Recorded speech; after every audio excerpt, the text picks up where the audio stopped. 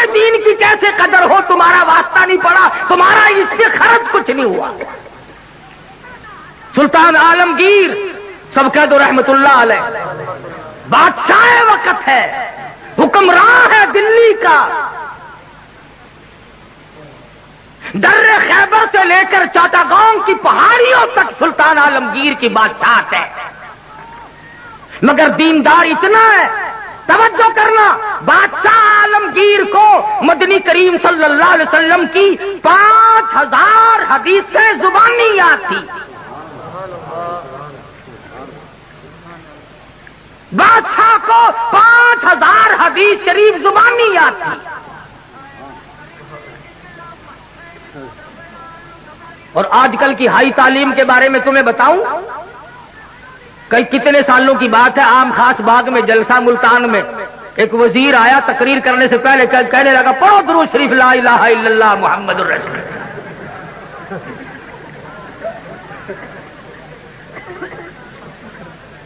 تعلیم بہت ہو گئی ہے۔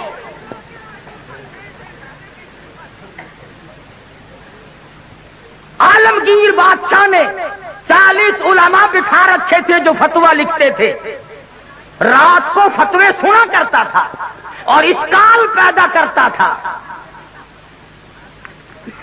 ملا جیون رحمت اللہ علیہ عالمگیر کا استاد ہے، انتقال کر گیا، میں نے اور آپ نے بھی مر جانا ہے۔ فوت ہونے سے پہلے وصیت نامہ لکھ دیا، فرماتے ہیں میری نماز جنازہ وہ آدمی پڑھائے جس کی تمام عمر میں جب سے ہوش و حواس سنبھالا ہے اس کی ایک دن بھی سفر میں، حضر میں، دکھ میں، درد میں، بیماری میں کبھی بھی کسی حال میں بھی تہجد کی نماز قضا نہ ہوئی ہو۔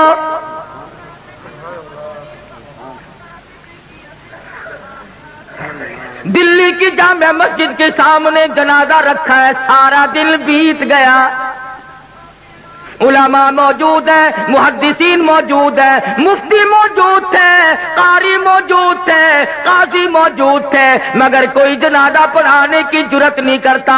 کبھی نہ کبھی دکھ میں، درد میں، شادی میں، غمی میں تہجد کی نماز چلی جاتی ہے، کوئی جرت نہیں کرتا۔ عصر کا وقت ہوا، بادشاہ عالمگیر استاد محترم کے جنازے کے قریب پہنچا اور منہ سے کپڑا اٹھا کے کہنے لگا او اللہ والے تجھے کیا ملا؟ دنیا سے جاتے جاتے میرا راز کھول گئے۔ میں سمجھتا ہوں، جانتا ہوں کس کے بارے میں لکھ کے گئے ہو، کسے حکم دے کے گئے ہو، مگر اے اللہ والے یہ تو بتا، میری تمنا تھی، میری آرزو تھی کہ تیرے سوا، میرے رب کے سوا کوئی نہ جانے میں کیسا ہوں۔ والذین یبیتون لربہم سجدا وقیاما، وہ لوگ کتنے کامیاب ہیں جن کی راتیں سجدوں اور قیام میں بیت جاتی ہیں۔ امن ہوا قانت آناء اللیل،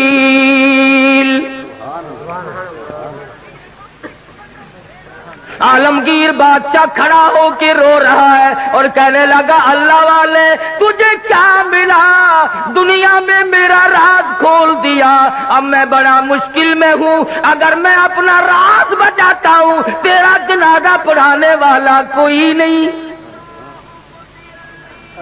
تیرا جنازہ پڑھاتا ہوں تو میرا راز نہیں بچتا۔ اللہ والے میں مصیبت میں آ گیا ہوں، میری تو بڑی تمنا تھی میرے رب کے سوا کوئی نہ جانتا میں کیسا ہوں۔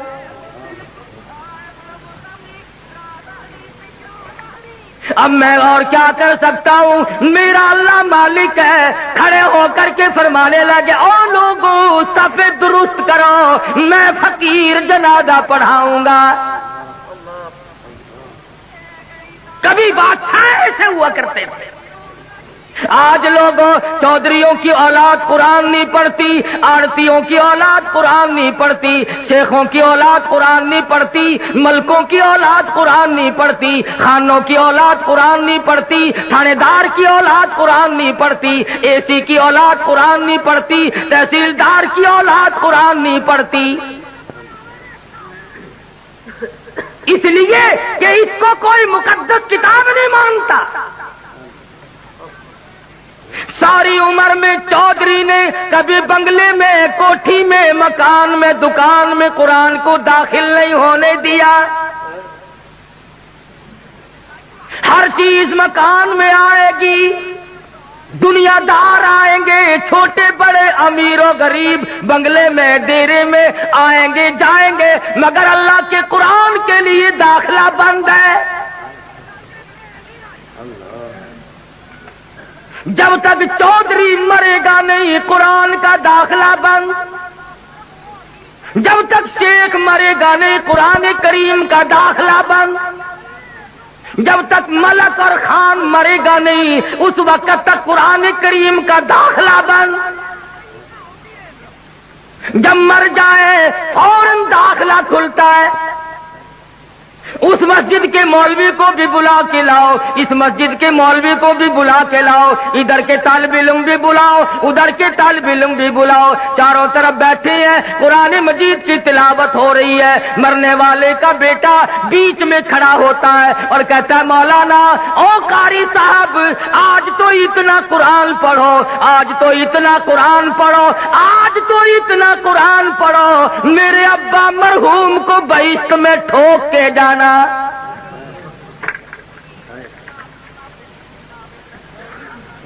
داخلہ تو ملنا نہیں، ٹھوکنا ہی پڑے گا۔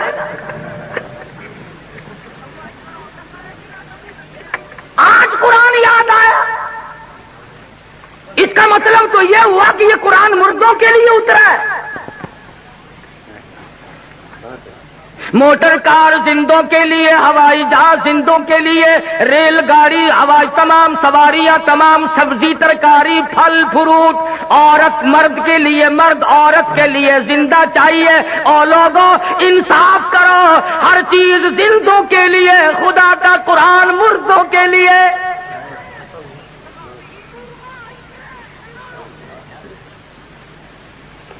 پڑھنا چاہیے جی، بڑا ثواب ہے جی، بڑا ثواب ہے جی، جتنا قرآن پڑھے سو قبر چڑھتا ہے۔ عقل نہیں رہتی آدمی میں بات کرنے، اب یہی وجہ ہے نا عقل ٹھکانے نہیں۔